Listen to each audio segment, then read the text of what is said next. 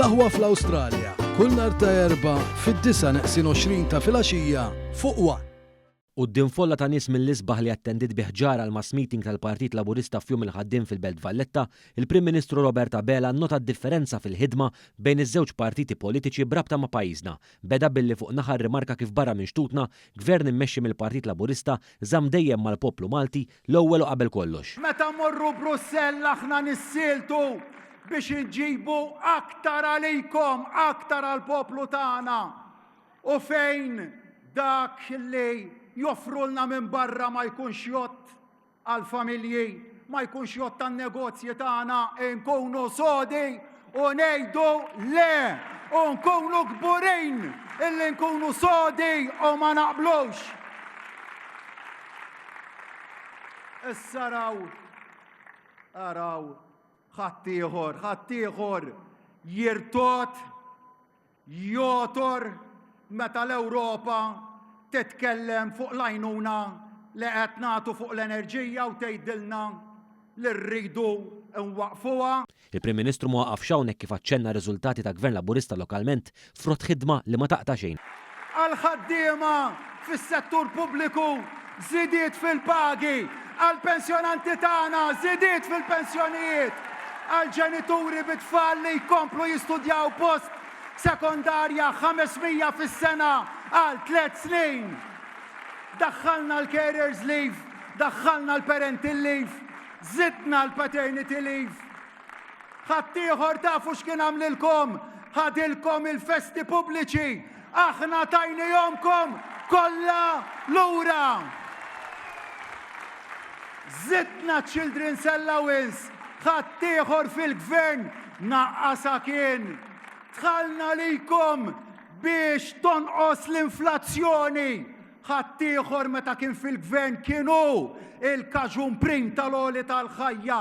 U jekk tibqgħu tisilfun il-fiduċja tagħkom, se nkompli naħdem għalikom b'saħħti kollha. Il-Prim Ministru fakkar ukoll kif anke fuq livell Ewropew b'differenza l-politika tal-Partit Nazzjonalista u l-grupp politiku li appartjeni għalih, Malta baqgħet il-promotur ewlieni tal-paċi. Le, aħna ma nistgħu nistrieħu qatt meta nafu li madwarna hemm tant popli illi qegħdin jaqbdu l-armi għal xulxin. Se naħdmu b'saħħitna kollha biex inġibu lil partijiet differenti madwar il-mejda u nużaw l-odda tad-diplomazija u mela narmaw lil parti u mela narmaw lil oħra u mela nitkellmu fuq it-tankijiet tal-gwerra. Il-politika tagħna kienet għada u tibqa' paċi, paċi u paċi.